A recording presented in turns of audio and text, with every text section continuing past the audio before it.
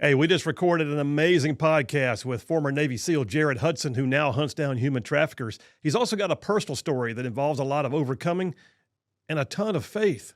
So listen, I can't encourage you enough.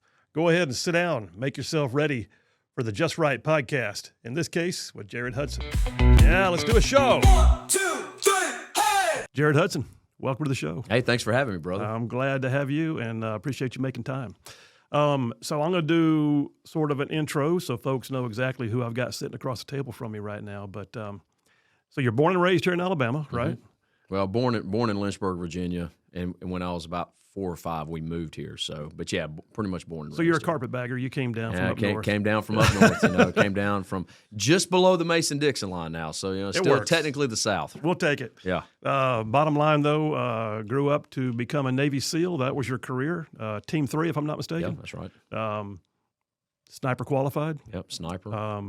You're also APO certified, Alabama, Police Officer Standards. Yeah. Certified law enforcement officer. Yep.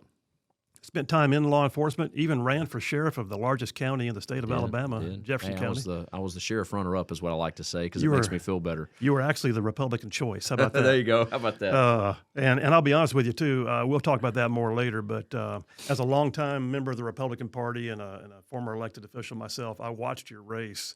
And you were in a blue county running a red race, and you took him to the wire. And I think that says a lot. Yeah, about 1%, and I lost by about 1.5%, I think, is what it came down to. It was way close, and I think he was scared. Yeah, and he should have been. All right, there's that. You ran for sheriff. You love the Lord. You make no bones about it. Only thing that matters. Perfect. Which also leads me to you got a beautiful wife and 3 daughters. I do. Yep. And I think those 2 are the crowning pieces of your resume. They are. So I've got the wife, the 3 girls, and obviously my faith. First and foremost, even above them, Jesus says, if you don't hate your family, then you don't have a love for me. It doesn't mean that I actually hate my family because I'm called to draw them to Christ, but my love for him even supersedes my love for them, and my love for them is unbelievably great. I'd burn the world down for those girls, and so that's how I feel. So imagine what I do for Jesus, if that makes sense. And you're trained to burn the world down. Yeah, that's right. Yeah. Don't mess with my daughters because I'm gonna die trying. I'm for that. Yeah. You now run, having spent time in the teams, you're out civilian world. You now run 2 companies, the Shooting Institute and Covenant Rescue Group. Yep. And we'll get into both of those in a minute. But I think suffice to say, your previous resume has translated well into what you're doing in the civilian world. It has, yeah. The time in the SEAL teams is what prepared me, but also gave me it's like the little bit of bait on the hook.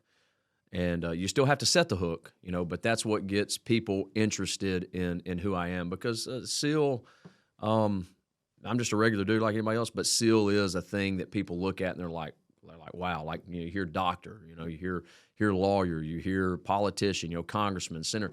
Those things carry some weight because it takes something to get there, and I think that's what SEAL has done for me. I think that's fair to say, and I think. There's never going to be a time in your life, I'm of the mind, that God doesn't plant something in your life with purpose beyond what you might have imagined it. 100%, man. 100%. You also, apparently, like every other SEAL, you wrote a book. Yeah, that's right. All my other SEAL buddies say, I didn't write a book, bro. You wrote a pamphlet. Because it's only like 50 pages long. But yeah, it works. It publishes. Yeah, that's right. And you also, by the way, right here with Right Side, you're one of our podcasters. Yeah, you got the Liberty Minute podcast, comes out every other week for the most part. Yeah. I told a guy told me, he said, oh, man, you're that guy on the Liberty Minute with Phil Williams. I said, yeah, man, my name's Jared. Nice to meet you. Go, I know exactly who you are. I got one question, though. Why do you call it the Liberty Minute? Because it's like 13 to 17 minutes every time. And I said, look, it's just a name, bro. It's a euphemism, man. It's just a name. So I thought it was pretty good, though. All right, cool resume. Let me ask you this. You got a beautiful family, amazing military record. You live large. How? And I'm going to start off, I'm going to get philosophical right off the bat. So having said all that, those things, like on paper, I see it all. But how do you want to be remembered? Yeah, no, I mean, the only thing that you should be remembered as is who are you in the person of Jesus Christ, because that's the only thing that lasts, right? Now, if I die right now, I'm going to be attached. I'm going to have a lasting impact, even in my death, on my wife and my girls. Possibly some of the people in my sphere of influence, possibly some of the guys in the SEAL teams I work with or in business or whatever. I might have a lasting impact. But oftentimes that lasting impact is not so much.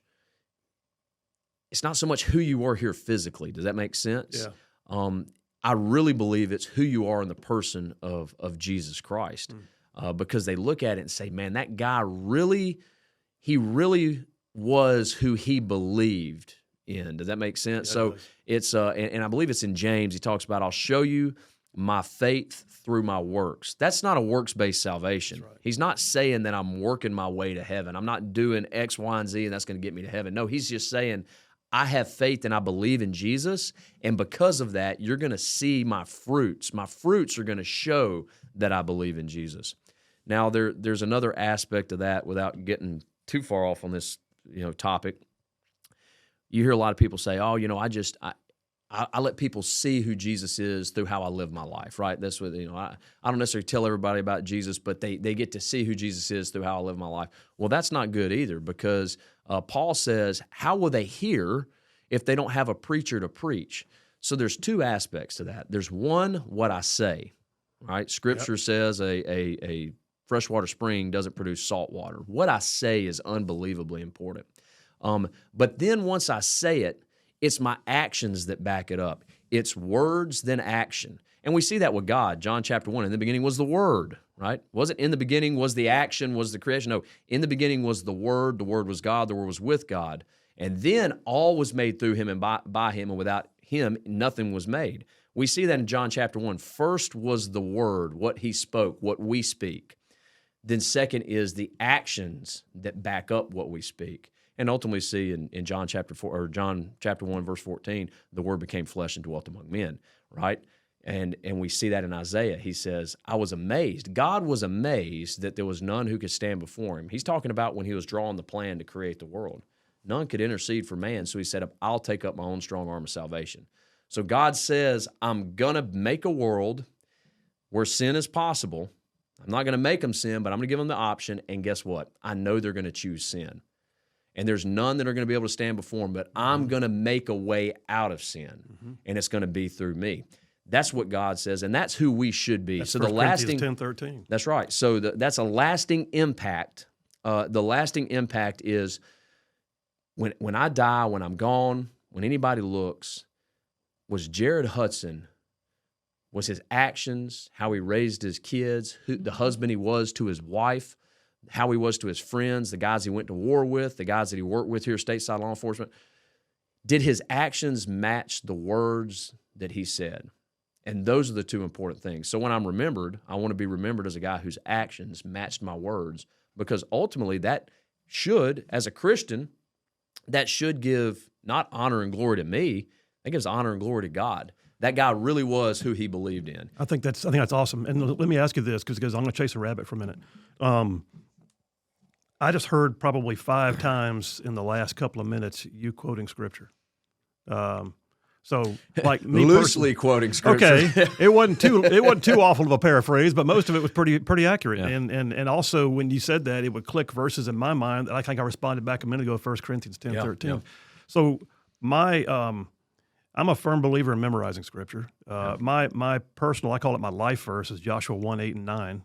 And it says, "This book of the law shall not depart from you. You shall meditate on it day and night, so that you may do what is written in it, and by this achieve prosperity and success." So let me ask you this. Is the memorization of scripture something that's happened just because it was ingrained over time, or do you have a deliberate attempt on a regular basis to put it to memory? Man, I just read it, if I'm being honest. It just sticks? Yeah, just read it. Wait, what'd you say? Does it just stick? I mean, when you read it, does it stay? Stick? Yeah, or do you intentionally try to memorize it? No, I don't intentionally try to memorize it. It's just I think it's just the natural outcome of of reading the Word. You can, and when I was a kid, we did Awanas. I think it was with my dad. Yes, we did Awanas. Not far from here. Rainbow City First Baptist, right up the road here. And so we would memorize verses as a kid that would stick. And having a dad that was a pastor, my parents they never forced us to do anything, but we would read scripture, and we'd read it as a family. And I think all my brothers and sisters do the same thing. We spend time in our Bible. It's a part of our life because it was ingrained into us at a young age. Yeah. Proverbs says, train up a child in the way they'll go, and when they're old, they won't depart from it. And so I think there's an aspect of that to whoever I see it with my daughters, with my girls. We'll do memory verses, and we'll read stories, and we'll do Bible stories at night before they go to bed.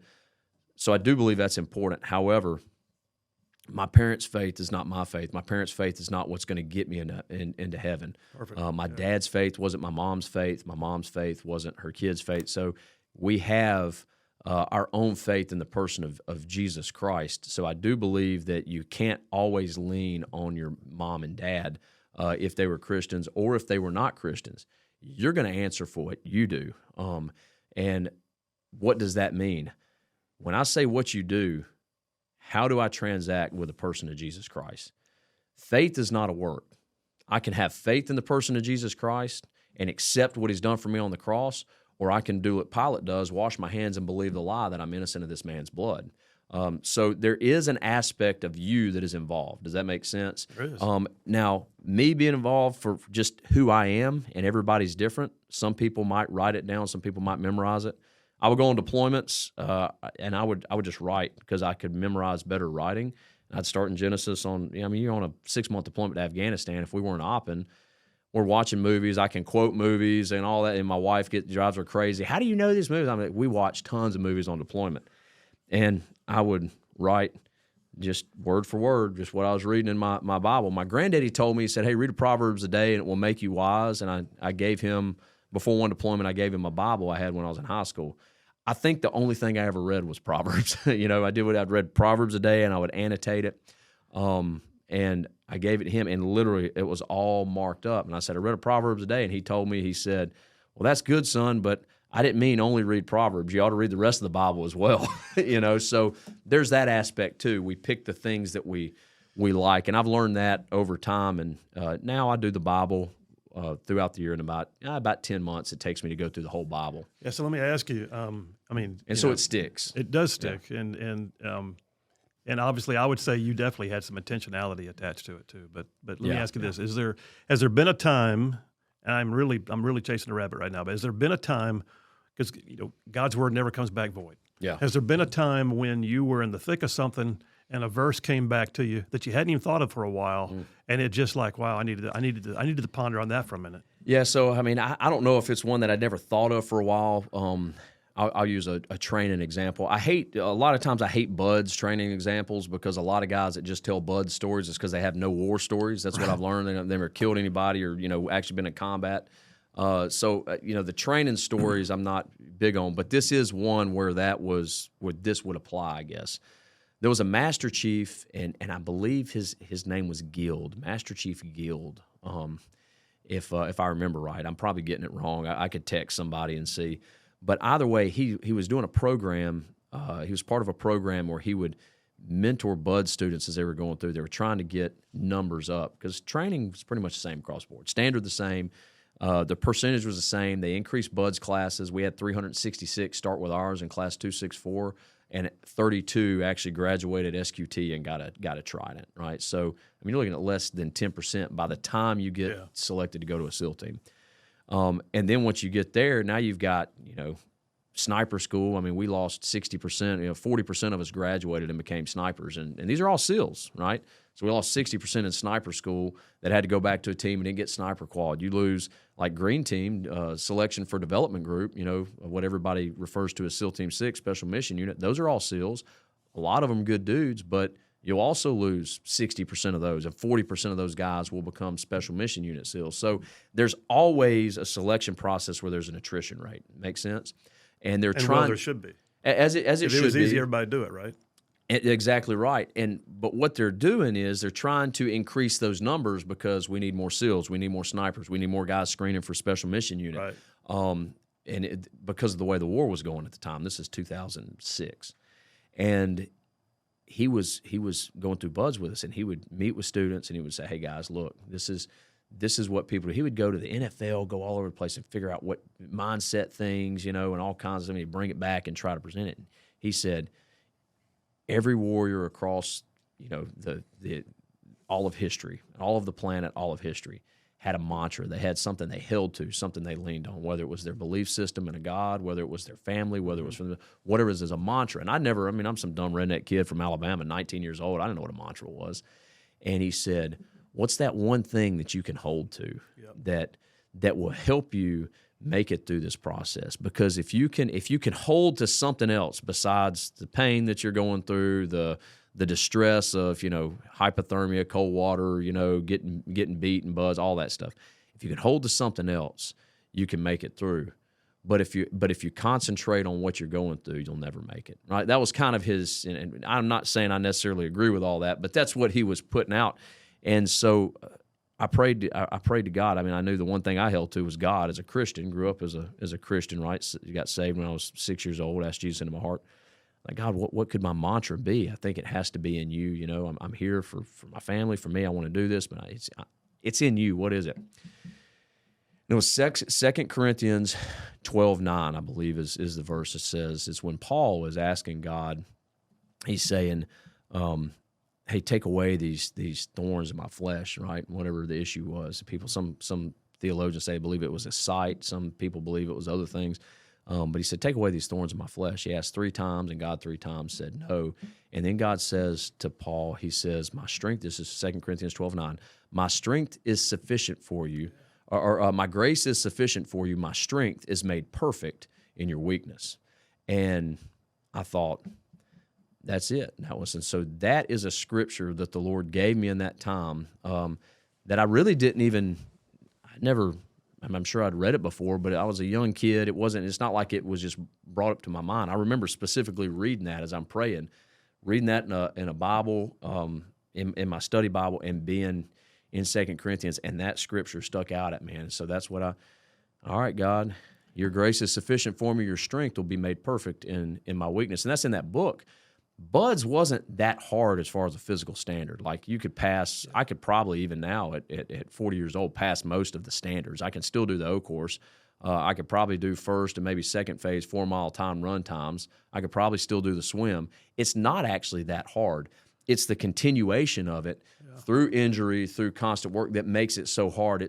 They make you bad at things that you are often good at. That's why so many athletes struggle with it. So anyway, that's probably the best example I can give of a scripture that that's I a held good one. to. And I had when I was my first tour downrange when I was mobbing out of Bragg, we had some SEER instructors that spent time with us, and I'll never forget. And I've actually talked about this before. I don't even remember what all they told me.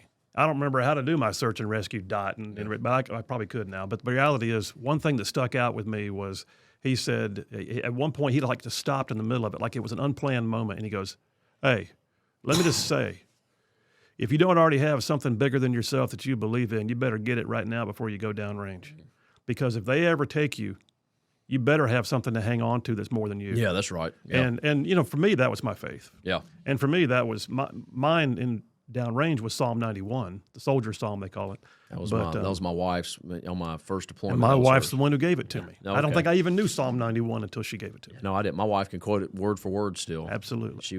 We were married. How old was she?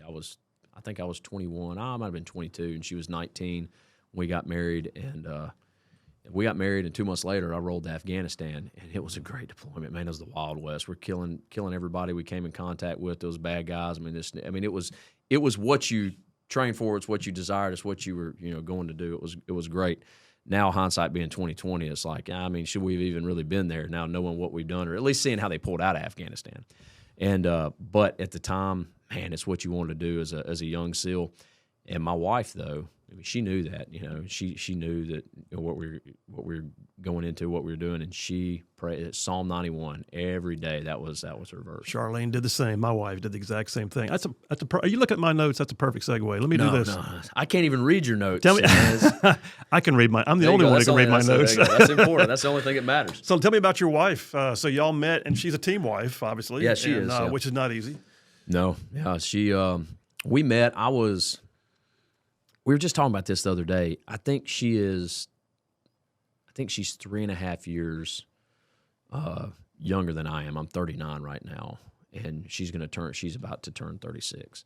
So we met. She was 18, and I was whatever that would have been, 21 into 22. I had just I'd been a SEAL for like 6 months, maybe 8 months, right? I did my first. So you were still a SEAL pup. I was a SEAL pup, man. I was a new guy. I did my first deployment or what they would count as a deployment. I checked in at the end of an Iraq deployment, stayed in Germany doing what they working with the Group 1 leadership as they're doing a pass-through. Decompression stop is what they called it for the whole team. So I stayed there as the whole team rotated through from Iraq. And I can't remember where we went into in Iraq, but I went with a master chief. Me and just a master chief went into Iraq. We had to check in and do something, and I can't remember what we did, and then we flew over to Germany. It was only there for a week. And that's one point I like to make in these podcasts. Guys will, or anytime I talk, guys will be like, oh, yeah, Iraq, Afghanistan, or whatever we are. Just because I've got an Iraqi ribbon, Operation Iraqi Freedom or whatever. You got guys that have that stuff all the time. They got their combat action badge or their combat action ribbon or whatever. Just because you were in a country where combat was happening doesn't mean that you were in combat, right? And so there is a lot of that goes on. Just because I was in Iraq doesn't mean that I was doing what the boys were doing in Salter City, that deployment. I checked in at the tail end of that, and then I went to Germany. So just because you're a part of it doesn't mean you were doing it. And there is a misconception with that a lot of times. One, with how people receive it, but also, two, with maybe even how guys present it sometimes. So there's probably I don't know. I like to make sure that that's understood. Went to Germany, went through, get back from that, and was selected to go to sniper school as a new guy, which is very rare. And so I went to sniper school, and that was when I met my wife. And you met her at sniper school? Yeah. So before I went to sniper school, I had to bring all the weapons that we were bringing back from. They landed at one of it might have been Fort Bragg. But they landed at one of the Army bases. I think it was Fort Bragg. They landed there. Me and another guy, a buddy of mine, I won't say his name. He's at Red Squadron still, or he was at Red Squadron. He might be. He was an instructor at Green Team not too long ago, so he might still be over there. But me and him flew out to pick up those weapons for SEAL Team 3 and escort them back to the West Coast because they landed in at the East Coast at one of the Army bases. And when we flew out to pick those up, they let him fly back with them by themselves because I didn't go on leave when I graduated SQT. I checked in pretty much immediately I was at the team for like a week, painting bathrooms and doing stupid stuff, with a couple of guys. And then we went to the tail end of the Iraq deployment into that Germany thing. So they said, hey, since you didn't get to go on leave, fly over here with Chris, and y'all pick up those weapons, account for them. I helped him inventory them. He can fly back with them by himself because we're going to have somebody meet him in San Diego, and you can drive home. My mom and dad came and picked me up in North Carolina. They drove to North Carolina, picked me up, and drove me home, and I stayed at home for 7 days. They didn't even charge me any leave for it. They just let me go. So she was back here. She's an Alabama girl? She's an Alabama girl. Okay. And I met her during that time. My brother and his girlfriend at the time, now wife, somehow connected us, and her family went to my dad's church where he pastored at. We met up, went on one date, and then we just started talking, and somehow the Lord made it happen. 6 or 7 months later, I graduate sniper school, have a big family shoot, and we had been dating. I'd already gotten a ring. I called her. Her dad came up with my dad and brothers because they let him shoot all the sniper guns. They do like a family day. None of the girls came up. It was just my dad, my brothers, and Lauren's dad. And we're fishing in my buddy's pond up there that I'm still friends with, Troy Dehart. And I said, hey, man, to Greg, my father-in-law, I said, hey, man, I'm going to ask Lauren to marry me if it's okay with you. And he's like, oh, man, you better ask her. Just went back to fishing. That was it. So that's that was. He was in his happy place. Why bother him with that? Yeah, that's right. That's right. And then about 8 months later, we got married before awesome. I deployed to Afghanistan. So, yeah, she was with me from the start, really, of my SEAL career, almost the start. Team wife's not easy. I said that a minute ago. My wife, I've said that she's a rock. I mean, I've got multiple deployments, and she held down the fort. And at the same time, I never came home not knowing who my kids' teachers were, what their grades were, what the latest ins and outs of life were, because she made everything just seem so relevant and updated me constantly. Man. Yeah, dude, but she also kept all the bills paid and the yard mowed and the whole thing, man. I mean, but at the same time, you were active duty in the teams. That's a high up tempo life. How was it for her and for the marriage? I mean, it was good. I mean, she she misses the teams a lot of times. She liked because her parents were divorced, and so she bounced around between her grandparents, her mom, her dad, and she's got a good family and had a good life. Close with her brother. Her brother's a good dude. Works for Alabama Power, pretty high up in Alabama Power. But Trent's a good guy, and we have close relationship with him. There's never like bad relationship with anybody in the family, or at least on her side. She just wasn't settled. So team guy life for her and team wife life was actually pretty good because she was used to that. Going to be at mom's, going to be at dad's, going with my grandparents. She was used to kind of that bouncing around, and so she would do that, and God built her for it. Kind of. It's almost like he kind of knew what she was going to go into, and she would have never thought she'd be that. Now she hates it when I deploy. Hates it when I go somewhere. She pitches a fit if I ever say I'm going overseas to do anything. Right? She doesn't. But she was actually pretty good at it. She misses the community team guy life. She does miss that. She even talks about it now. We didn't have kids while I was in the teams. That was one thing. She did not want to have kids in the teams because she got to know so many women. We lost dudes all the time, So I say all the time. We lost dudes regularly, and she went to those funerals with me. We went to funerals and put your trident in a coffin, and she knew their wives. And some of these guys had kids, and now daddy's gone from it. And she just didn't. For her, of course, we were married. She was 19 at the time. I think I was 22 into 23, around that age range, and we didn't. She just did not want to have kids in that life with me deploying. That was probably the biggest thing, is it being hard to start a family. Did you have connectivity? I mean, it's crazy. Modern deployments. My granddad went to World War II. He was a glider rider. Didn't talk to anybody. And he was gone for 3 years. Yeah. And I came home when it was done. But did you have connectivity? Could you call home, email, that kind of thing? We did, whenever somebody would die in country, that, which happened pretty regularly, you go River City, and not be able to talk for a week or 3 days until the next of kin was notified. Right. I mean, we would still talk some, you call out on sat phone, different things, but generally speaking, it was hit or miss, but we did have connectivity.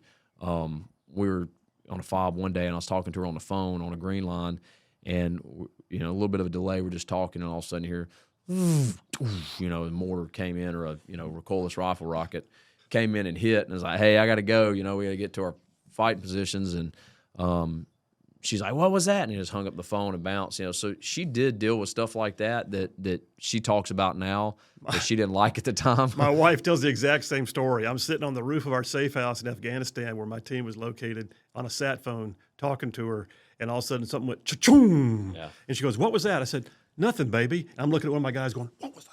Yeah, got to go. Yeah, exactly. Yeah. We did have we had the same connectivity, and we had the same comms blackouts if we lost somebody. And I'll never forget, I had a special phone because I did a lot of interconnectivity on my second tour in Baghdad, and we had Sadr City and parts of Rasafa district. When were you in Sadr City? 04. Okay, all right, yes. But and it was a mess. Oh, and we lost man. some good guys, but we had one particular day where it was a coordinated ambush. We had IED strikes followed by small arms and RPGs that took out 3 of our guys. And so the comms blackout went in. Well, my wife, the phone that I carried had the ability to call in. And I told her, I said, don't ever call in, hon, unless it's an emergency. If I call you, we'll talk it, but don't call me. But if it's an emergency, just know you can. Well, she called that night because she's literally watching the news, looking at patches on the shoulder, and realizing, oh my gosh, I think I know where that is. And I think that's Phil's unit. And she called me that night. Oh, it was a rough one. Yeah. But it's hard for the wife sometimes being back home. Well, you got to think you're the one. You're not in the know. You're not in the know. But you're together. It says that's why Scripture tells us that the man leaves his parents so the two can become one flesh. So you join and you become one flesh, and we're a family. We are, I still have my mom and dad, still respect my mom and dad, but now I am the headship of this, and she is part of that, and we're one flesh. And when you go on these deployments, these wartime deployments, you're pulled apart, and she's living in the unknown all the time. Now, what's going on, right? And you're doing it. So that takes a strong person, not just a strong woman, just a strong person in general. When I say person, because you got kids that deal with the same thing too. They're part of that unit, that family unit. I don't say team for family. I was a my wife likes saying team, and I'm like, no, family's not a team. A family's a family, which, in my opinion, is different than a team. I was a team guy for my entire career. That's what they call us. That's our nicknames, team guys. I know what a team is like. A family's not like a team. It's even deeper. It's more. It's a deeper rooted thing than a team, and a team is pretty deep. We can agree on that. Your family is one level deeper, and that's why we're born into the family of Christ. We're part of God's family in the person of Jesus Christ. It's more than a team. We're not teamed up with Christ. We're in His family. And so I don't know if that makes sense. No, it makes perfect sense. Let me ask you. Let me segue off that. Though. I'm going to chase a rabbit again. So you're a team guy, Yeah. and now you got a family, and God saw fit to make sure you had all girls. Oh yeah. So you come from team guy, law enforcement, doing all the alpha male stuff, Yeah. and yet you go home and you are so outnumbered right now. Yeah, man. Well, I got a buddy he's got daughters too. He said it just means I was man enough to blow the balls off of them. That's what he always says. So, sorry for the ladies that listen to this, but I always think it's funny. No, man, I wouldn't trade those girls for anything. I mean, it is different. Love my wife, have my wife, but those girls, How old are they roughly? 9, 6, and 3. Awesome. So yeah, we got 9, 6, and 3, and Girls are hard too. they're hard. You wait, man, they're gonna be teenagers. What I've learned, I think, in my brothers have sons, and they also have daughters. So I got nieces and nephews. We have more girls than boys in our family, the grandkids side. So all the cousins, we all get together. It's all girls, and just 4 boys now but there's a baby. He's Bennett is a little over a year. I think he's 18 months. So I say that to say those boys, I've noticed that they're destructive, but they're actually easier as children, is what we notice. I say they're easier as children. They're harder as little children because they're destructive than girls, because girls are not as destructive. But what I've seen now, looking at the teenage side of it, boys just kind of stay the same. You kind of know what you're getting. Yeah, they might be destructive, but boys are just kind of the same all the way through it. Those girls, they shift. There is a shift, and the drama comes in, and I'm already seeing it with a 9-year-old. I can't imagine, the teenage years. I mean, her and my wife fighting over like how our hair is going to be done or clothes. The 3-year-old fighting over shoes. This is what girls do. What I've learned about girls, I actually asked ChatGPT this. I said, why do girls? You went to the Oracle. I went to the Oracle, ChatGPT. Why do girls always leave the drawers open? And ChatGPT, is that something in your house? Yeah.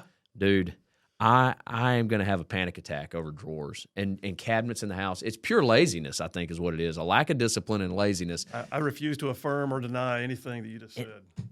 But it's just like a clutter bomb. I would almost rather stuff just be destroyed. It's just like a clutter bomb of mess, all this little knick-knack crap everywhere, drawers open. That, to me, that's what drives me up a wall, right? And it's not just it's my wife and all of my daughters. So I got but 4 wait women until she's 14 and the boy comes around. Oh yeah, I don't even want. I'm not even thinking about that. So now. my daughter, who's grown and married now, my daughter, I'll never forget one of her first boyfriends. So my dad, career Army, highly decorated, 2 tours in Vietnam. My granddad, career general officer when he retired, the whole thing. So the kid comes over to meet the family. Granddad comes in. My dad, who was probably less sensitive than me in many ways and some of this stuff, he's passed away now. Agent Orange finally caught up with him. But Dad walks in, looks at him and goes, "Oh, look, are you the guy?" And we apparently have a father and a grandfather, both trained to kill. How do you like that? Yeah, that was his introduction to the family. Yeah. But let me ask you this too. Being a team guy, did you ever have that moment where you came home and you're like in team guy, because you're like living in a locker room for a year on a deployment. Yeah. I mean, you go over there and it's all rough cut humor and maybe crass talk and things, and then you walk back in the house and it's the wife and 3 little girls. Yeah. And do you have to retool yourself? I won't say you retool yourself. You just flip a switch on or off. I can be more like me in front of my wife, than and that's okay. And she just gets mad at me, she'll get mad at me for saying certain things. But as far as the girls, yeah, no, it's definitely a shift because of their age, right? Yeah. There is an age thing, and I get that. But 2, because they are girls, and so it's just a switch you flip on or off. Like I don't know why, but the little one, I don't know who she heard it from one of her cousins, but she started calling everybody, like the word that she used, she calls them a fartism. I don't know what a fartism is, I don't know, but she heard it from one of her cousins, I think, or maybe her older sister. She calls everybody a fartism. I said, hey, little girls don't use the word fart. And my oldest daughter, she says, I've heard you say it, Daddy. And I say, yeah, I've said it. I said, but it's different for boys and girls. And my wife said, it's the same for anybody. I said, okay, I'm going to stop you because you're wrong. I said, can a little boy hit any little girl? No, all the girls. And I said, now, what about little girls? Do they hit little boys? You go, yes, we can. Mom was like, no, you don't hit little boys neither. But I said, but you see, we view it as different. Just as society views a little boy hitting a little girl or a man hitting a woman as different, society views what comes out of a young lady's mouth different than what comes out of a young man's mouth. It doesn't mean that it's right or wrong, but it's the reality of what is. And it's a scriptural principle. It says, abstain from the appearance of evil. And for a young woman, abstaining from the appearance of evil, my wife could punch me in the eye and nobody would care. I mean, that's just the bottom line. I'm saying as a law enforcement officer. Because honestly, she might black my eye. A buddy of mine, him and his wife got in a fight, and he came to work. I was actually just training with him the other day. He's going back to the agency to do some stuff, but we're at in the SEAL teams, and he come to work with a little bit of a black eye and a little cut right here. And we're like, what happened to you? He said, bro, me and my wife got in a fight, and he said, I said something. And he said, she just punched me in the eye. I just started laughing, and it was funny. Right? We laugh at that. But if he had punched her, if he had hit her, he probably would have broke her orbital. I mean, he could have actually. I mean, there's a good chance that if he probably would have been off the team too. Oh no, not off the team. He'd been in jail. There'd been a whole process. But what I'm saying is, there's a level of difference because he can actually physically hurt her really bad. I don't care who the chick is out there. There are very few chicks. You might have a few that like are fight trained or whatever, but most chicks hit a dude. Yeah, you might hurt me a little bit, but you need an object to be an equalizer. Yeah. Most dudes hit a chick, you're gonna hurt them really bad. So I say all that to say it is different, and it's viewed differently for that reason. We view a guy that hits a girl is extremely bad, and a girl that hits a guy we don't think much of. We don't think much about. You view a guy that has a bad mouth, we might be like, I don't like hanging around that guy because all he does is talk bad all the time. I don't think he's a Christian. But think of the girls that you know that have a filthy mouth. You view them differently. Mm-hmm. And so that's one thing that I try to teach my daughters. That's one thing I learned from the SEAL teams, and trying to flip that switch on and off is there still is a difference, regardless of how our society wants to blur the lines. There's a difference in how we view it. There's a difference in how people view it. And it's important to understand and uphold that difference. And stepping back in the house, though, I mean, the decompression piece is good. Yeah. That was the place where, like you said, you can be yourself around your wife more than you can anywhere else. And it's that never was hard for me though. That was never it was for some guys, not me but either. Not for but me. it was great. It was wonderful to walk back in and go. Ugh. Oh yeah. That's what it was. It was a relief. I mean, it was almost absolutely. Yeah, that's it. But I do recall one time I'd been back from one of the deployments, not long, and we're late for church, and my daughter, who I think is 10 at the time, is still in the bathroom.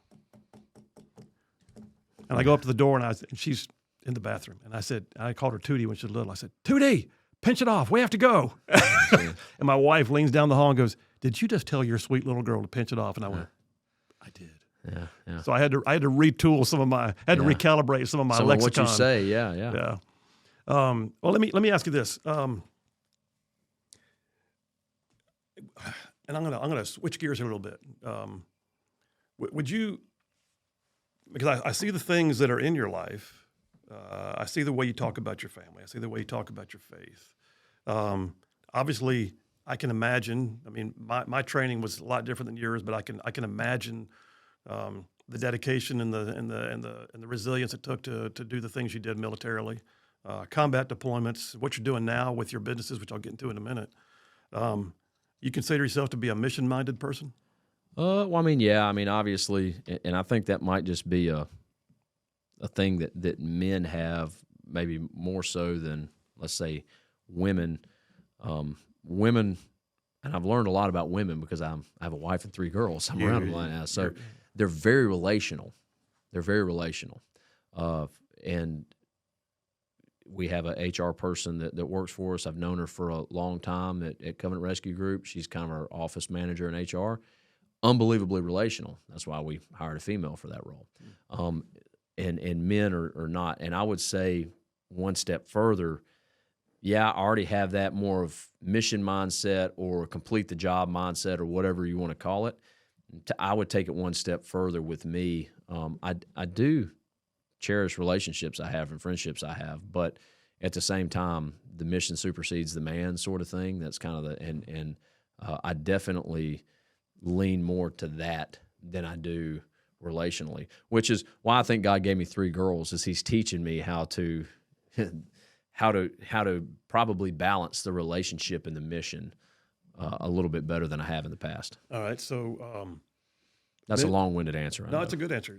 But let me take it a step further. So mission-minded. I mean, like for instance, me, radio, podcasting, practicing law. Those are things that I do, but I feel like I've got a calling that makes those things possible. So in the mission-minded kind of theme of this discussion, how would you take all the things that you do and say, I do them because my calling is? Well, it's ultimately to present Christ to everybody we come in contact with. That's what I believe. The eternal is far more important than the things that are not eternal. And what is eternal? The only thing that's eternal is who we are in Jesus, right? And so I do believe every aspect of my life, whatever it is, wherever I find myself, I'm going to work as hard as I can so people say, wow, you know what, his actions show something different about him, right? But that's not good enough. I have to let them know what the different thing is, and that is Jesus. That's why I generally share the gospel, anywhere we go. Anybody you ask that's worked with us. I had a guy from a church call and say, hey, so how does CRG share the gospel? We're not a Christian-based nonprofit. We're just a normal 501c3. I just happen to be a Christian who's the CEO of a nonprofit, and we have a bunch of Christians that work for us, and we'll share the gospel. Say, hey, guys, look, we're not a Christian-based nonprofit, but this is what we believe. If you need prayer, if you need anything, we do that with law enforcement agencies. So that is the mission. Here's the importance behind it, and Jesus does this perfectly. I do not. You're asking, I use the mission versus relational, mindset, and this is a good segue into it. Jesus succeeded in fulfilling the mission that relationally a lot of people didn't want him to do. That was to go die on a cross. So he succeeded in fulfilling the mission. Obedience to the Father, obedience to the point of death. Job 13:15, though he slay me, I will trust him. But he did it for the relationship with mankind. It was the perfect mix of the mission and the relationship. And that should be who we are. So the mission is, as a Christian, share Christ with everybody, because that is the only perfect mix of mission-mindedness and relational mindedness, the relationship mindedness. Now, my wife and my girls, unbelievably relationally minded. We'll let the house burn down around us, but if we can go on vacation as a family, then that's what we're going to do.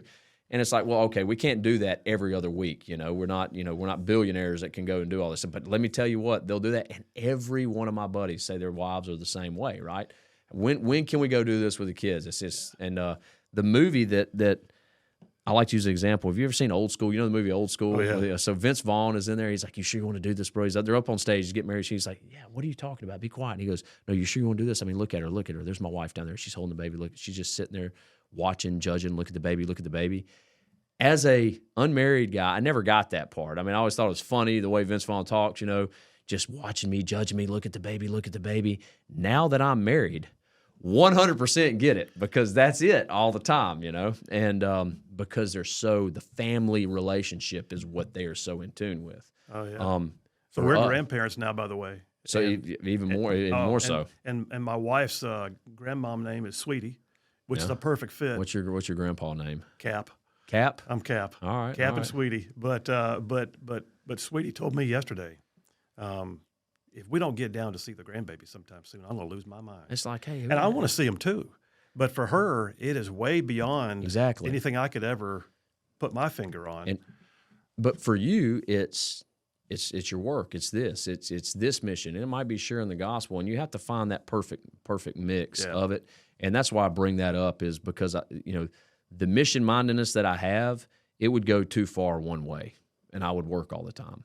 The relational mindedness that my wife has, it would go too far the other way, and we wouldn't have a dime to spare because we'd be vacationing down at the beach condo every other weekend, right? And so you have to bring those two things together, and the only way they're brought together, and you mentioned it, what is the point of the mission? Sharing the gospel, because that's the only thing that helps these two things correlate or coalesce appropriately. Awesome. Let me jump into your team time a little bit. I want to hear about it just for a few. Time in the teams. Let me ask you first of all, why Navy? I mean, was that like the lifelong? No. I'm going to be a Navy SEAL. No. I actually want to be an Army Ranger. You know, how about that, Hey. right? Yeah. So, or a Marine sniper. Saw that movie with Tom Berenger. Remember that movie, Sniper, with Tom Berenger? I always wanted to be a sniper, Marine sniper, and then after seeing Black Hawk Down, I was like, I want to go be an Army Ranger. Nice. My dad took me down to recruiting office, and I was like, Dad, I'd become a firefighter. I was 18 at the time. I turned 19 before I actually went into the Navy. I said, hey, Dad, I think I need to do this. Dad just said, hey, if you're going to do something, not that military service is not special, but do something different. You know, if you're going to go get a degree, get a master's degree. You know, go the whole route. If you're going to go to the military, do something special, do special operations. And Bush had just done the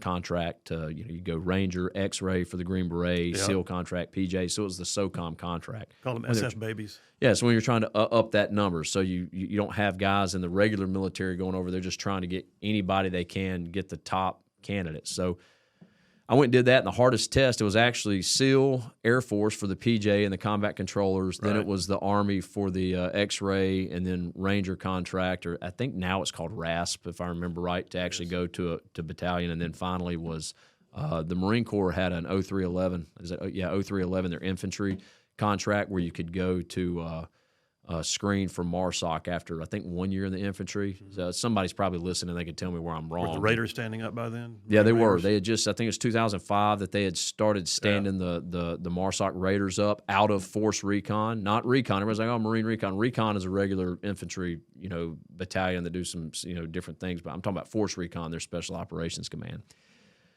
You get a contract for any of those.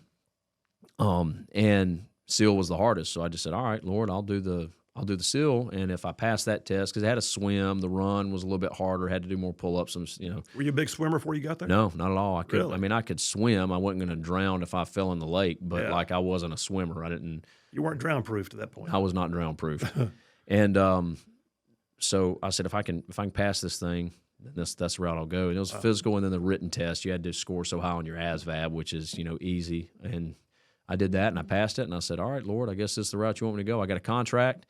And, when I got the contract, I started training for 6 to 8 months, had nobody, didn't know any SEALs, didn't know anybody. I didn't know what to do. So I just kept running. I would run a lot. I knew it was a lot of running. I was running probably 16 miles 2 times a week. And then in the other times I was running shorter distances, 3 and 4 miles every day a week, just training. Pull-ups, push-ups, sit-ups, doing that. My dad said, hey, you don't have to work. If you're going to go do this, good job, son. Live at my house, eat my food, and train and be ready. And then I'd go up to my buddy's lake house, and I would tread water with a boat anchor. I couldn't tread water with a boat anchor initially, but I got to where I could tread water with his boat anchor. Those little John boat anchors, there's not much weight, probably 15 pounds or something, maybe a little bit more than that. Yeah, but. And I would let it down with a rope, and I would tread water. As I'd pull that 20-foot rope up, I'd let it down to the bottom under his pier, and I'd pull it up, and I'd hold it over my head and tread, and then I'd let it back down, and that's what I would do. You can see he's over here laughing because I'm sitting here kicking my little feet like I'm doing it, right? And I would do that to train, and then a buddy of mine had a pool, and I would go swim in their pool every day of the week. I just swim laps back and forth. How long was this self-training going on before you went down? 6 months, so it's probably about 6 months. So what's maybe a little bit longer. I don't know the answer to this. What's the pipeline? So you took a SEAL contract, obviously. Well, it's changed. It's changed a little bit now. So I'll tell you my pipeline because the pipeline shifts about it seems like it shifts every 2 years. I got a contract. I get slated for a time in the Navy, and then I have to pass the test to maintain the contract throughout the duration. So you go to MEPS just like anybody else does. Went down to Montgomery, signed on, all that stuff. And 6 months, it might have been a little bit longer than 6 months, but they slate you for a time to leave for boot camp. So you don't leave immediately. Delayed entry. Yeah, so it's and it wasn't by choice either. It was just, hey, this is the time that we have for you to leave. And so I'm going through that process, and I have to continue to check into the NOSC or the little Navy area down there, go and check in. I do my screener, make sure I maintain that contract, and went to the Navy and went through boot camp. When you're done with boot camp, it's like 3 months long or 3.5 months, whatever it is. Go through boot camp. In boot camp, you have extra, because I had a contract for NSW, you have an extra training in the morning. So Naval Special Warfare, for those who don't know. Yeah. So you go NSW guys had to go and train early in the morning, swim and run and all that stuff at boot camp. So we got up earlier. Everybody gets up at 5, let's say, or whatever time it was. We get up at 3:30 or 4, go over, do an hour of training, come back. Everybody's up at 5, making their beds, getting ready for the day for your inspection, normal boot camp. So we had extra stuff at boot camp to keep us ready, albeit it didn't work that well. I got in worse shape in boot camp than I was when I got in boot camp. And once you're done with that, they had something called scruff duty. That's gone now, but scruff duty is where they hold you, and then they take guys, and whoever's the top screeners get sent out to BUDS to class up in BUDS in San Diego. And this is in Chicago, Great Lakes, Illinois, where the Navy boot camp is. So after boot camp, went to scruff duty. I got picked up in the first rotation, and they send us out to San Diego, and there you check in, and you don't check into a class yet, because then they take the top screeners and they put them in the next class to sign, for BUDS indoc. It's not called indoctrination anymore, but at the time I was there, it was called indoctrination. And that's basically a couple weeks of prep for BUDS first phase, and you lose a lot of guys during that time. So that's the process. When I got out to San Diego, I classed up with Class 264. And with NDOC, made it through NDOC, made it into first phase, and it's constantly a selection process. So out of the Southeast, they took, out of a couple hundred guys that screened, 10 of us actually wound up going to BUDS and maintaining that contract. And then when you get into scruff duty, there's a couple hundred guys there. There might have been 300 guys at scruff duty. Well, they took 50 of those guys that were the top screeners and sent them out to San Diego. So I was in that first run, and a lot of my buddies were. Sent them out to San Diego. And in San Diego, you might have a couple hundred guys waiting to class up, and they'll take however many of those guys to fill that next class. So they're always selecting, taking the top performers, because, again, they're trying to get more numbers through. The percentage still stayed the same as failure rate, but they're just trying to get more numbers into the teams. And so I classed up with 264, 366 guys with BUDS indoc. And by the time we graduated BUDS, I think only 11 originals graduated. Wow. And of the 11 originals that graduated, of 32 guys that I started with actually got tridents. I was one of those guys. I didn't graduate until Class 267. So you get rolled for injury, performance, maybe both. I got rolled, and in 267 is when I actually graduated BUDS and SQT. Yeah, we call that recycle in the Army. Yeah, that's it. You're just getting recycled, but you only get one shot to recycle, and they might hold you 2 or 3 classes for your injury to heal, or whatever it is. But they'll throw you back into a class, and you have certain staples. So Hell Week is one. If you make it through Hell Week, you don't have to go through Hell Week again. If you make it through pool competency in the second phase, you don't have to go through pool comp again. If you make it, and then third phase, you'll have to start over. Are there ancillary? I mean, in the Army we call them special schools, like additional special schools. And I actually had some Rangers some SEALs in my Ranger class. Yeah. So did you go to airborne school? Did you go to? What else so we go to jump school, because we're all Hey-Ho qualified, all that. So, but we had our own jump school, because the Army. You're not at Fort Benning going through jump school, doing that? No, the guys used to, but when they set the requirement that all SEALs be Hey-Ho qualified, we stood up our own jump school right there in San Diego at Brownfield, and we did all of our static line there. I've only got like 5 or 6 static line jumps, and then a couple hundred, free fall jumps. There's some guys that really get into it. They have thousands of free fall jumps, especially guys over at development group that jump a lot. Now we spent a lot of time in the wind tunnel and did a lot of that, but and we had a whole air ops thing that we stood up at Team 3 where we would jump in with stuff, and you can do advanced schools later, but a requirement to be a SEAL is to pass jump school, free fall school.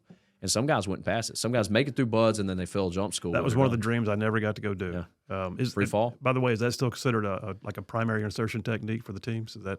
No, I wouldn't say it's a primary insertion technique. There's some guys that have inserted into combat situations in Africa, primarily via jumps, halo jumps or halo jumps. The only ones I ever did was training, and so it wasn't really needed because we were at war in the country we were in, so we didn't have to jump in. So all right.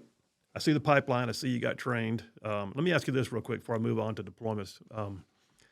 So Ranger School, for me, I went and it was all about patrolling and small unit tactics and, and mountaineering and whatever else and swamp operations, and which was miserable. And all those things were, they were real. Where'd y'all do your swamp stuff at? Mississippi? No, down in Florida. Oh, in Florida? Okay. Yeah, Eglin Air Force Base. But that being said, later I realized, I think more than anything, I learned things about me. Yeah. And I gained stuff that was not necessarily what I would call military. Yeah. It was more along the lines of things that it did to me, for me, and taught me about me. Yeah. What about you with buds and the rest? Yeah, I mean, it's I guess the most concise way I can say it is, again, a scriptural principle. David says, "You knit me in my mother's womb." God made you who you were before you were even born. He knew you, he knit you, he put you on this world for a certain purpose. And the New Testament tells us so that he's placed every man in his time and his specific dwelling so that he might reach out and find God. So he placed us here to find him, to be able to see this is who God is, right? The Godhead, God the Father, God the Son, God the Holy Spirit.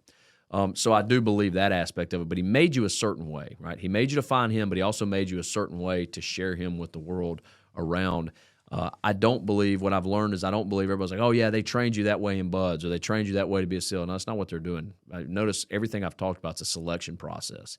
It's a constant selection process. And even once you get there, once you get to a SEAL team, once you get to in an instructor role, once you get to development group for the guys that go special mission unit, it's still a selection process for those individuals. Even once they make it there, you have to continually perform. And I would say that for me, that's what it taught me. They don't train you to do anything. I mean, they train you in some ways. They hone you, make you better. But the end goal, especially for buds, is to find, is this the individual that we want to become a SEAL? Yeah. For sniper school, is this the individual that we want to become a sniper? I'm already a sniper, right? They just find me. I'm already a SEAL. They just find me. I'm already a Tier 1, a Special Mission Unit SEAL, development group SEAL. They just find me. Does that make sense? And that's all of their processes that they're doing in every aspect. Then you get out of the SEAL teams. I'm already an operator, but the CIA finds me for the specific thing they want, or the DIA finds me for the specific thing that they want. They don't really teach you to become anything. Who was it? Was it maybe Michelangelo who said that the art that he is sculpting is already in the stone? And I'm super paraphrasing. He just reveals it. That's exactly his job is to bring it out. I would say that's the biggest thing that I've learned is that individual, wherever you're at, wherever you're at within your community or whatever, that individual is already there. For me in the SEAL teams, I was already a SEAL. They just found me. And there's not many guys. That's why we have such a high attrition rate, right? And then you go to the next step, like sniper school. That's why we have such a high attrition rate at sniper school. These guys are SEALs, but they're not a sniper. That's why you have such a high attrition rate in development group for the guys that go over SEAL Team 6. These guys are already SEALs. They're top-level operators. But we need something different for this. Does that make sense? And so that's kind of the flow. And that's probably what it taught me, is that everything is finding out, are you the person that can be this? Not training you to be the person to be that, which I find interesting because, again, it's a scriptural principle. Yeah. And oftentimes I think we find problems in this world. We either desire to be things that we weren't made to be. We shouldn't do that, right? It's the guy with the 1 talent, the 5 talents, and the 10 talents. Well, boy's outside his gifts. Yeah, that's right. If you're outside your gifts, you don't desire to be something that you weren't made to be. Yeah. And be the best thing that you can be. It doesn't matter if it's a dang garbage truck driver. My granddaddy, he's a farmer. He loves farming. He loves digging in the dirt. And I was at his house this morning, and that's what he was going over, showing me his plants that he built a little greenhouse for. It's a piece of plastic draped over some cross ties or some sawhorses with cross ties on top of it. Because plants were $4.99 now, and he wasn't about to do that. He can put one seed in a little bowl and have 80 plants for less than $12, right? So this is But he's in his 80s, but that's the way God made him. Are you being what God made you to be, or are you trying to be something else? And that's what the SEAL teams finds out. It finds out the posers. It finds out the frauds. It does. All right, so multiple deployments. Yeah. Some, I assume, non-combat and some combat. Yeah, so I mean, all of our deployments would have been considered a combat deployment, but not every deployment, like what I mentioned to you, the checking into Team 3, not every deployment meant, even though it was a combat deployment for the team, meant that I was necessarily involved directly in combat. Right. So how many and where? So as far as the Navy's concerned, 3 sea service deployments, but my last deployment, because it was a year long, and even the one to Afghanistan was a year long, but I rotated in later than some of the other guys. We rotated in and out of 9, I think it was 9 countries, and I'll name them all here in a second. We'll see if I get my number right. But you got the Iraqi, Iraq, but what's it called? OIF, Iraqi Freedom. Yeah, Operation Iraqi Freedom, OIF, OEF, Operation Enduring Freedom. Right. They call it all something different now, right? Oh, Everything's changed. Went to Jordan twice, went to Bahrain twice, went to Korea twice, went to Yemen once, ported in Oman. So, I mean, I got stamps for Oman, I guess. You could say I went to Oman. So maybe that's seven countries. Any of the others I've been to have been on contracts outside of the SEAL team. So I guess 7 countries during the time in the SEAL teams, rotating in and out. And then one of them was a cool mission. At the time, I was really upset about it because I wanted to be in Afghanistan with the boys killing bad guys. It was actually a cool mission with SDV. Without talking too much about it, we were just protecting the SDV, running sniper ops, protecting the SDV as it did the thing it did. And it was, we were around the Horn of Africa. We were in Iranian waters. We were in Omani waters, and all of that area of the where the Straits of Hormuz, when all that stuff was going on out there. Yeah, so that would have been one of those deployments, not necessarily a country. Went out of Bahrain. Oh, and UAE. So I guess that'd be 8. UAE, United Arab Emirates. SDV, was that the SEAL delivery vehicle? It is, yeah. So they do a lot of stuff. It's a little bit different. Again, it's considered combat because it's more, I don't want to say necessarily too much. It's reconnaissance in nature. We'll leave it at that. But it's combat reconnaissance. All right. Some of those were shooting tours. And you went down as a sniper on at least 1 or 2 or 3 of your all of them. Yeah. So when with the exception of that first one where I checked into the team, went to Iraq, so I was nothing. I was just a new guy at the team, escorting some weapons around and doing the thing in Germany. But all the others, all the other deployments, I was a sniper. And then the one where I went to all those different countries, I was a lead sniper from at SEAL Team 3 in particular for our task unit. Confirmed kills? Oh yeah. Killed a lot of people as a sniper. Got the privilege to kill a lot of people as a sniper. I got an award that says, I said this on the Mic Drop podcast not too long ago, I probably have 8 legitimate sniper kills that I shot the dude and we got pictures and all that stuff. I've got those 8. I got an award for 21 kills, which is what I got a buddy that calls me 21-0, but that wasn't necessarily, it appears that way in the way they count it, but I might have shot the guy and 5 other dudes. Me and a buddy of mine, Mike, he's going to do some stuff for the agency. We were training the other day and we were talking about it, how many dudes did we shoot that everybody else shot too? So you might have 5 guys shoot one dude and everybody's claiming a kill. Well, it's the same guy, so they're like, oh yeah, task unit's got 5 kills, no, we got 1 kill, but it's 5 dudes shooting the same guy. So, but he's full of holes. Oh no, yeah, he's definitely dead. But that being said, so did get quite a few confirmed sniper kills, especially as a new guy sniper, and then did some other really cool missions where we didn't necessarily get kills, but they were probably sketchier than anything I ever did, even getting shot at in combat, because it's hey, if we get shot doing this, we're done. What's the longest in an austere environment or a combat zone environment where you had to lay in a hide and just time? overwatch? Yeah, longest on scene.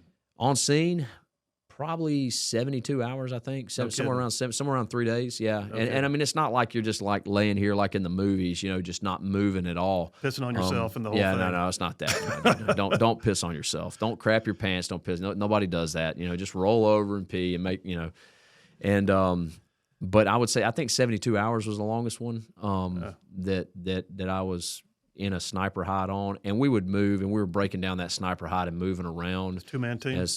No, it was so for us on that one. I think it was four of us. I think it was four of us in a sniper hide, two snipers, a comms guy, and a guy that was carrying rockets and the Carl G. I don't know if you know the Carl G. Man, that thing is phenomenal. Yeah. Carl G. So the guy that was carrying it, Greg, he killed like 12 people with a Carl G. It was in one. He just said, he's like, hey man, I'm going to set this thing to airburst. These guys are shooting at us behind the wall. They hang out the wall and shoot. And he's like, I'm going to set an airburst right over that wall. So I gave him the distance to the wall. It was like 1,100 meters. He's like, I only got 11 and 12. And I just remember him turning it and clicking. He's like, I'm going to leave it right here halfway between. He fired that thing over the wall, and it airbursted. And the shooting stopped. So we clear up to it. And, dude, all these dudes are back there. They're like, it's kind of half alive, half dead. We do the biometrics on them, take the pictures, and all that stuff. But it had those. I was talking to Andy Stumpf about this on a podcast not long ago. Flechettes. You remember the flesh? Oh, yeah. I'd never seen what was in a Carl G airburst. Well, it was all those flechette things, man. It looked like it just tore these dudes to pieces. Anyway, so sorry. Just so you know, we're at 1 hour here. So. Can we take a piss? Yeah, I think we can. Right. Why don't we do this? Well, I don't have to say it now because you just said it, so we're on the mic. Yeah, let's go ahead and take a break. We'll come right back and wrap up. Let me ask you, though. First of all, how many years were you in active duty? So I want to clarify something on that question. I was in the SEAL teams for 6.5 years, or maybe just a little bit less than 6.5 years. All right. But I was in the military for a total of 8 years. Now, you're going to understand this because I've had some people ask, as I've said before, 6 and 8. And here's the reason. When I was running the campaign for sheriff, people asked, well, I was in for 6 years because I was at the teams for 6 years, a little over 6 years. And that's what my DD-214 would say. However, there was a year and a half technically on my paperwork. So if anybody does a search, they say, this guy was in 8 years. So I had people during my campaign for sheriff that said, what's this guy trying to hide? Was he kicked out of the military? He was in for 8 years. Why is he saying 6.5? Does that make sense? Okay. On the other, and you understand that being in politics, anybody will grab it whenever they're they going to can. scrutinize, man. And so then I was like, well, crap, So then I'm like, all right, well, I'm in 8 years, but I feel bad saying that because my last year and a half was I was still a SEAL. I was checking into a NOSC as an inactive ready reserve to get called back in anytime, and I was trying to go to the reserve SEAL team, but that's where they found I had type 1 diabetes, and I wasn't able to continue my service. So I was in that kind of a med process. So I didn't actually get my final paperwork till I think it was August of 2014, which was exactly 8 years from the time that I signed on and went into the Navy to the time I exited the Navy. 8 years. I get it. But let me ask you about that. So type 1 diabetes, I mean, is there diabetes in your family? Was this something that was this injury induced? Was it hereditary? Where'd this come from? So I got diagnosed with type 1 diabetes it was at that transition time between active duty SEAL teams and reserve SEAL teams.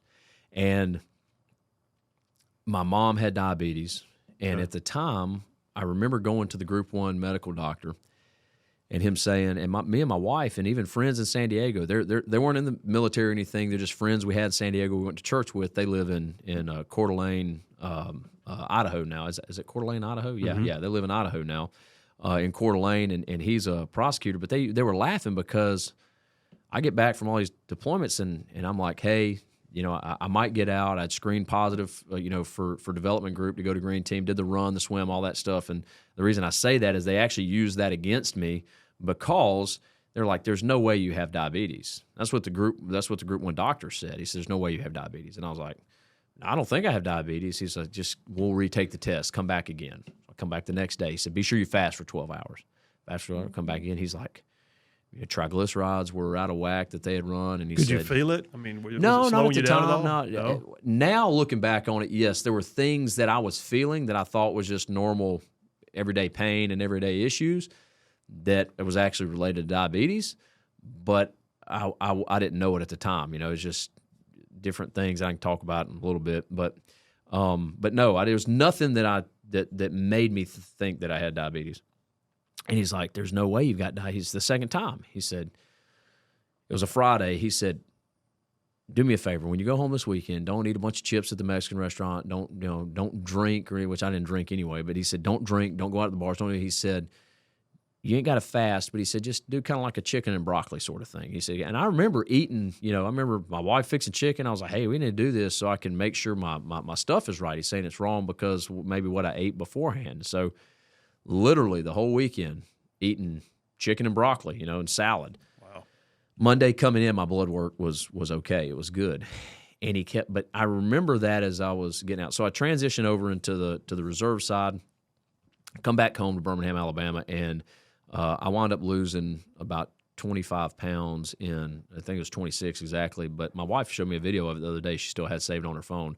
Like, I looked like a different person. I went from 200 pounds down to 174 pounds in less than 2 weeks, about 10 days. What was that attributed to? I mean, Well, that happens when you have diabetes. Okay, so type that was 1 it. diabetes, yeah. All right. And peeing all the time. My wife and she feels bad. She talks about, at times she felt really bad when she found out. She's like, "Did you brush your teeth? You smell like cream corn." That's what she was saying. And it was that sweet smell. It was that because I was in, diabetic ketoacidosis. It's that blood sugar coming out. Like law enforcement, you pull somebody over, if they're a diabetic, you might think that they were drinking because of the smell and also because of how they act.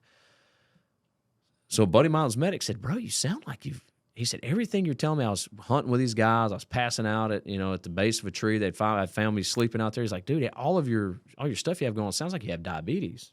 And now I'd heard that before from the. No kidding. I mean, that was right up the road here hunting say down the road, I should say, over in Walker County. And so I went home and I said, "Mom," I said, "Tyler says he thinks I have diabetes. Can I use your blood?" She had diabetes. I said, "Can I use type 1? I said, "Let me use your blood sugar checker and check my blood sugar." My blood sugar was like 590. Oh, wow. So we knew then. You're still walking around and all that, Oh, though. yeah. And I was passing out at weird times. I was peeing all the time.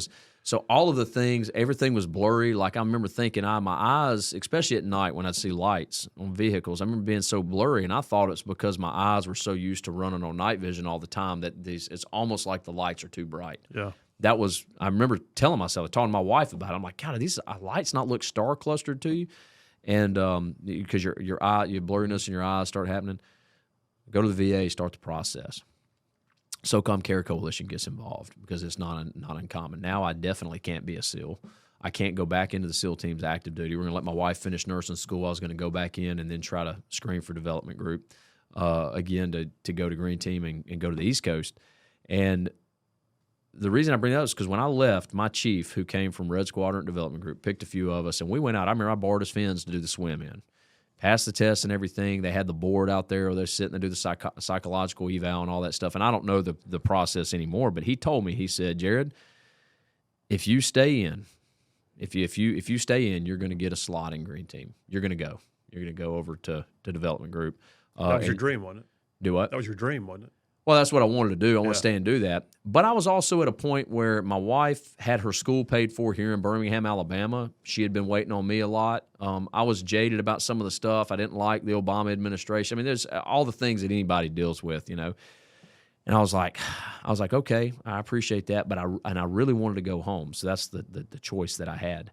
And I said, well, I'm also looking at the reserve unit. He said, "All I'm telling you is if you stay," because I had enough time on my enlistment to stay and take a slot to Green Team. He said, "You're going to take somebody's slot." And that changed how I viewed it. He said, "So either decide to get out and go reserve or whatever it is you're going to do," he said, "or stay and be ready to sign on for another 4 or 6 years, whatever the requirement was, because you're going to get a slot to Green Team." And I was like, okay. And I talked to my wife about it, and we decided, hey, let's get out. Let her finish nursing school. It would only be 2 years. I could do the reserve stuff, and then I would get back in, and we would try to, go to a team for a little while, then screen and go to development group. So that was the process. And so I had all of that. I was selected for development group. It's in the eval paperwork, that I had that. I was top physical performer at Team 3 at the time, right? And it had all my, all of that stuff that I had done, right, past that screener, which is not hard. It's a 3-mile run, in like 22 minutes, and a half-mile ocean swim and whatever, 10 minutes, and I had whatever stuff it was, right? I met all those metrics and superseded those metrics, done really good at it. And that's what they actually use that against me to say, oh, no, see, this guy, he can perform.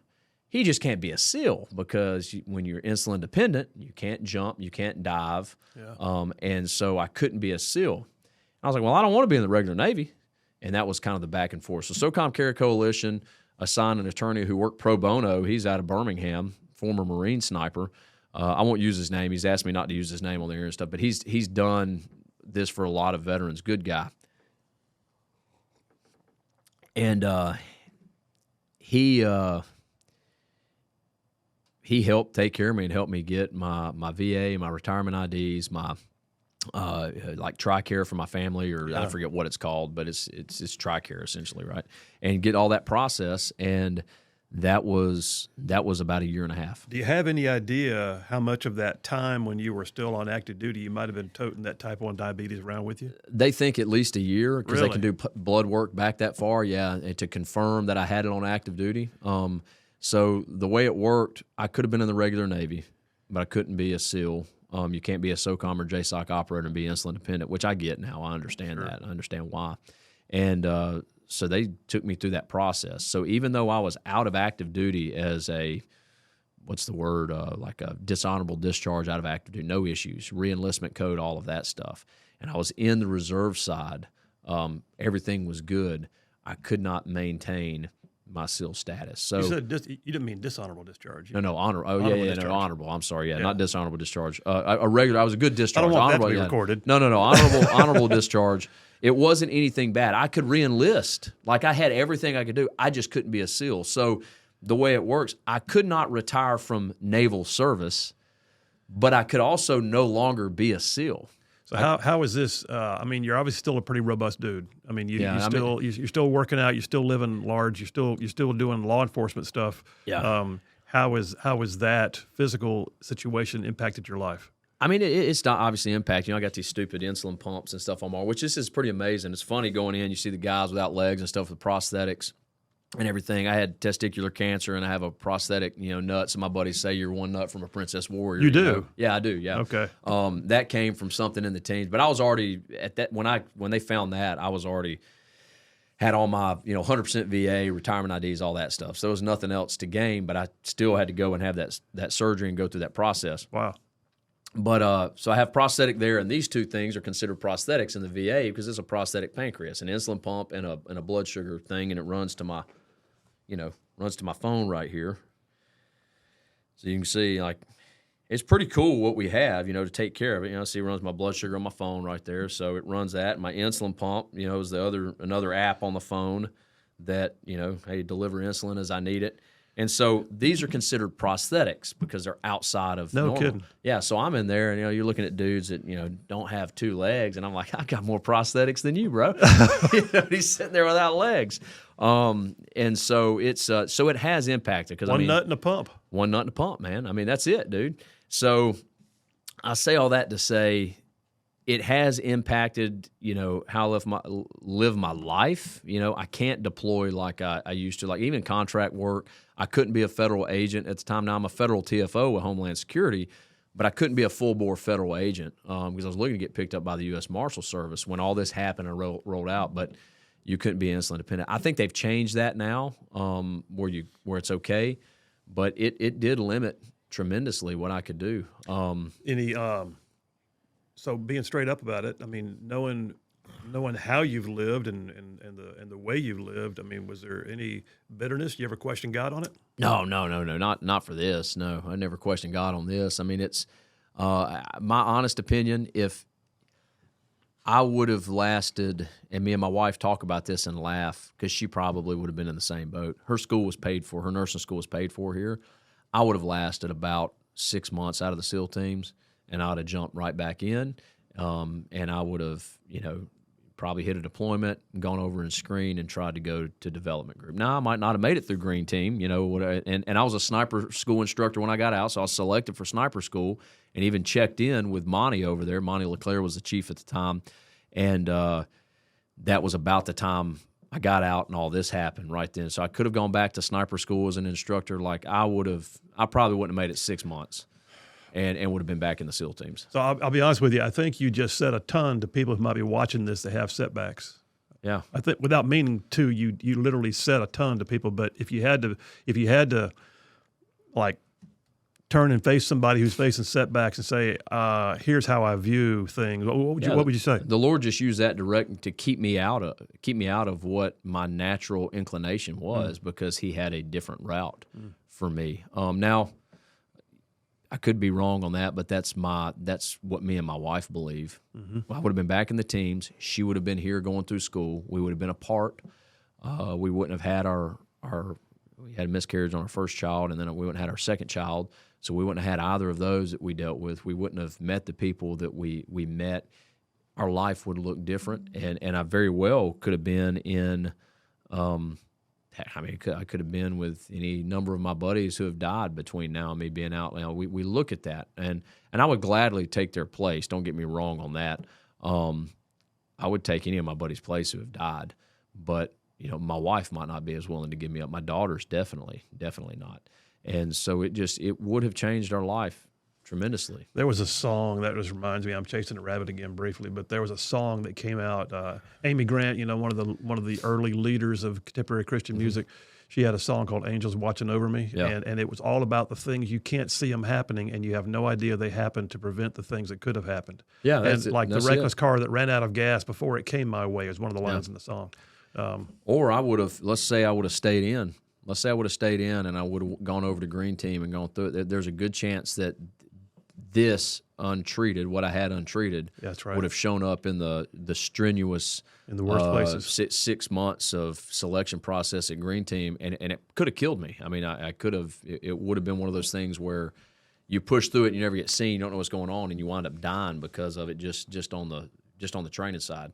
So again, I don't know what happened, why it happened, but whatever's going on in your life. Is it God directing you in a certain place? But then there's the other aspect of it.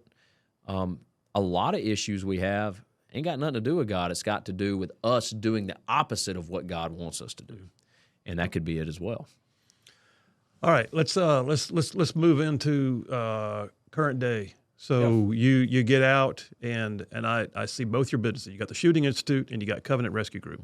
The Shooting Institute, I can look at it on paper and go, dude's got transferable skills. I mean, he comes off active duty to the teams, doing the things he did, and now he's training other people to do the things that his hard skills translate into pretty easily on the civilian side. And then there's Covenant Rescue Group. And you guys are doing an amazing amount of interdiction work and training law enforcement to interdict sexual offenders and traffickers and that kind of stuff. You talk about both of them, but I really, too, I want to get down to how did Covenant Rescue Group happen? Whose idea? Whose mission mindset was that one to say we're going to do something in that arena? It was probably my wife's more than anybody's, but the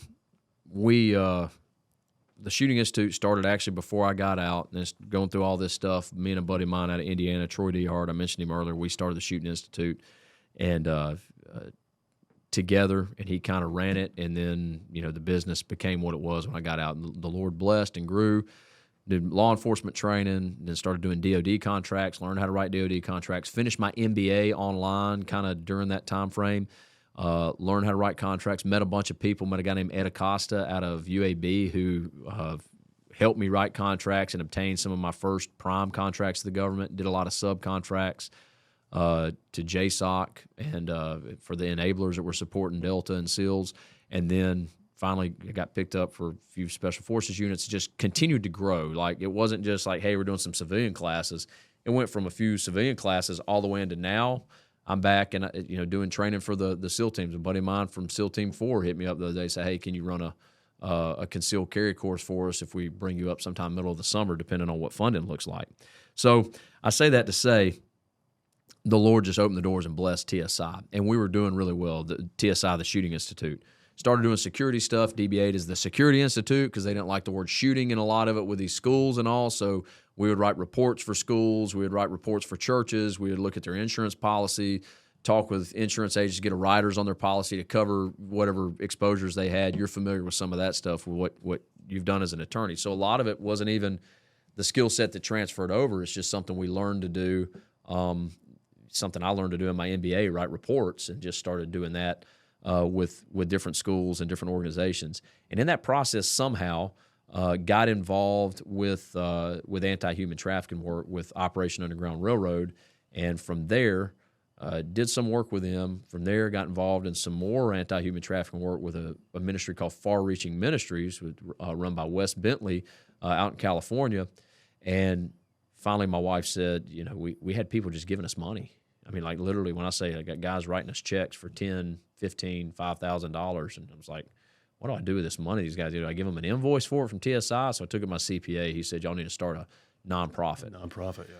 My wife's heart was for it. She says, if I'm going to let you leave to do anything, this is what I want you leaving to go do. Because I still had options to go back to the agency to do work with them, the DIA or the CIA, different opportunities that presented themselves. Went and interviewed for a job up in D.C., and they said, hey, if you're willing to move here, you've got the position to be a blue badger, I guess is what they call them. And my wife was adamantly against moving to the D.C. area. So we just kind of stayed the course on what we're doing. The Lord opened the doors and said, if you're going to leave, if you're going to do these deployments and stuff again or go to different places, I'm down for this. We had kids at the time, and so that's kind of what got us into starting the nonprofit. So both businesses still run concurrently? Oh, they still run? Yes, sir, they do. They still run concurrently, yeah. And do they compete with each other on a regular basis? No, not at all, because, CRG was born out of TSI. Okay. Because we had to use TSI to fund it and do a lot of the work. Now CRG could probably run on its own, but the for-profit company, we have a lot of licenses and a lot of stuff that CRG uses that CRG can't have. Does that make sense? Yeah. Still maintain my law enforcement credentials at the time, and then we somehow tapped into stateside work, and that's what we've been doing ever since. And that was because of COVID in 2020 arena.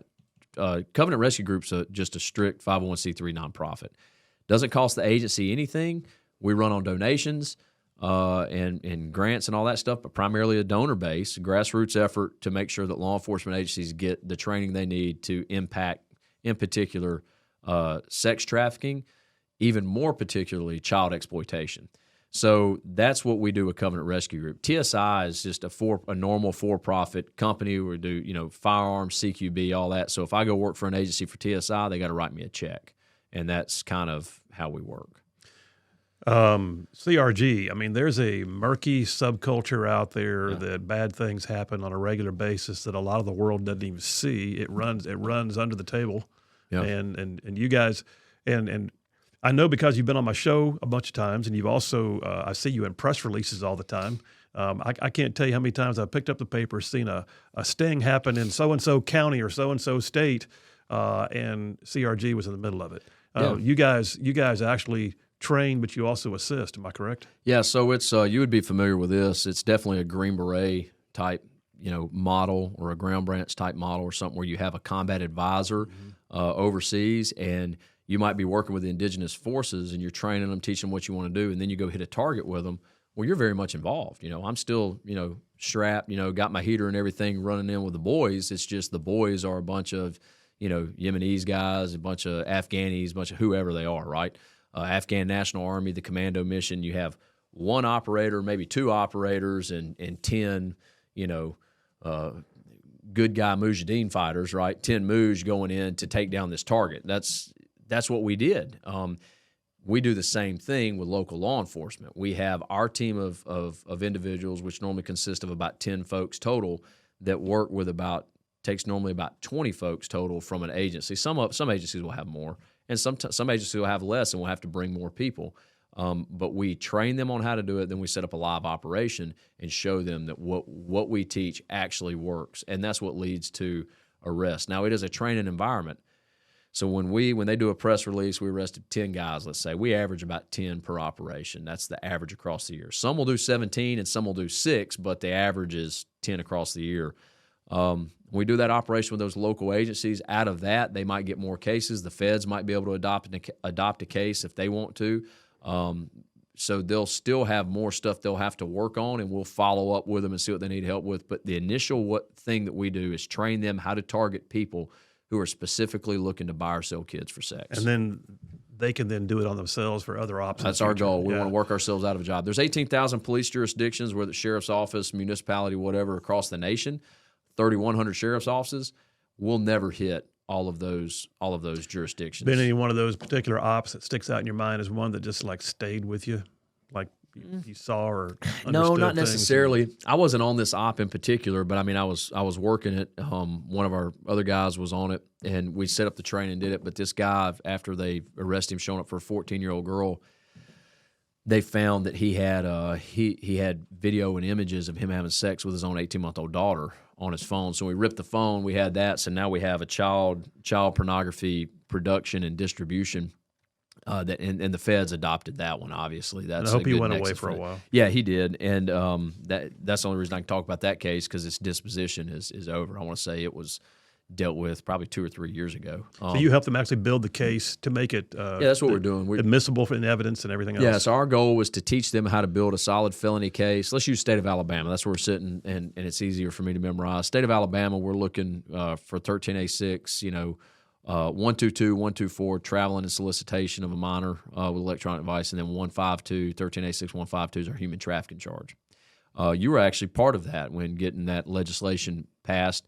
Recently, a couple years ago, went down with a couple other representatives, Miss Donna Givens out of South Alabama, and got some wording in that legislation changed to better help us utilize the human trafficking law for attempted human trafficking. Right, these individuals believe they're buying believe they're buying a 14-year-old, or let's say they're selling, a 12, 13, or 14-year-old to one of us. They believe they're going to sell a child.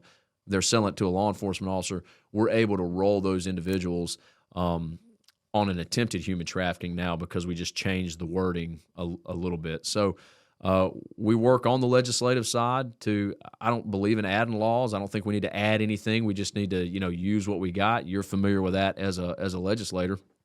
And sometimes hone what we have. Absolutely. To make it match what we're trying to do. As technology grows, we've got to grow as well. So that's what we do. We work on the legislative side, and that end, we work with law enforcement, though, to train them how to successfully use the legislation we have in place to make successful felony cases against people that are buying or selling kids. So between TSI and CRG, which one takes up more of your physical time? Oh, CRG for sure. Really? Yeah, CRG for sure, which TSI still takes up a good bit of my time. I still teach, but I got a bunch of guys that work for me there as well that I can put on a job and that can teach. And then some of the jobs I have to specifically go on, or there's a couple of guys I have that they have to specifically be involved.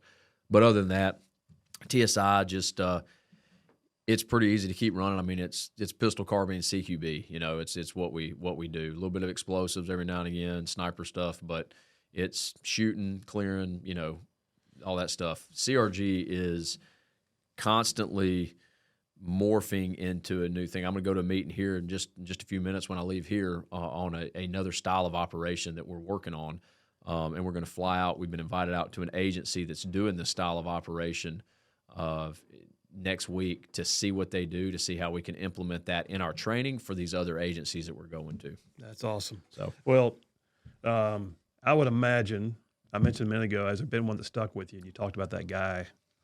Does it make you want to hold your kids a little closer when you go home? Oh yeah, man. I mean, it's I don't get emotional about much of anything, but I get emotional thinking about my kids and some of these individuals we arrest that think they're buying a kid. Some of these individuals that we arrest that are negatively impacting children around them, their lives. And, I would hope that somebody, if this was happening to my girls, if I was dead and this was going on with my girls, I would hope that somebody would help them in this process, would do it. I can't imagine, I can't imagine some of what I've seen happen to these children. Yeah. I can't imagine somebody willing to do that. But we live in a sin-fallen world. It's 100% human nature. It's sin. There's no there's a stupid country song. I hate it. It's say I believe all people are good or something. You know what I'm talking about? Y'all know what I'm talking about, fellas. You know what I'm saying? Yeah, maybe you can play that while I'm talking about it. all people are not good. That's actually the antithesis of what the Bible says. Exactly None is right. righteous, no, not one. And this is literally the outcome of who we are, being able to be who we are as flesh, sin-filled humans. And the only thing that fixes it is the person of Jesus Christ. It's flesh unchecked. Flesh unchecked is always going to be a bad thing, and we see that happening. I see that happening in some of the darkest elements of society with what these guys do to kids and women too. Men are primarily a consumer. Anytime we roll women, they're generally speaking a distributor. They sell. Even grandmothers and mothers sell their own. Selling their kids. So part of my eclectic resume, as we get towards the end here, but part of my eclectic resume is that I spent the first 10 years out of college working full-time with kids in ministry and in counseling, and I worked in an adolescent treatment center for a period of that time. And every time I thought that I'd seen the worst that a world could do to a kid, another kid would come in and it'd be worse. 100%, man. And you got to stay in the fight. That's right. Yeah. So let me ask you this, just in closing. We've talked about a lot. I can see your heart. I can hear you talk about your family. I can hear you talking about your career, the things you care about, you're passionate about. But your little girls, if they had a chance, if God forbid something happened to you, and 10, 15 years from now, they were able to watch this video, what would you want them to take away from it? Dang, man, that's a heavy question. No, I mean, first and foremost, I want them to know that I love them, that anything that I do is it is in the person of Jesus Christ. That is the most important thing. If there's anything they can take away from their daddy, it's who you need to be in the person of Jesus. And hopefully the life that they've at least seen me live has been one that has elevated Jesus. Not me, not my stories, not all this the SEAL team stuff. All right, that's all cool. I want my girls to say, yeah, we're proud of who our daddy was, but pride comes before the fall. Don't be proud of daddy. Be proud of who daddy was in Jesus. Be proud of Jesus. And as Paul said, I hope that they can mimic me as I mimic Christ. That's my hope. That's what I want them to know. I love them and live in Christ. Thank you, brother. Appreciate you, man. Yeah, man. Thanks for what you do. Hey, thank you. Hey, man, you had to ask me that dang emotional question at the end. Hey, hope you guys enjoyed that one. Listen, check out our YouTube channel. Find us at Right Side Media. We're also on all of our social media platforms, and you can also find us at rightsidemedia.org. All of our content, just click subscribe, follow, or like, and we'll see you next time on Just Right.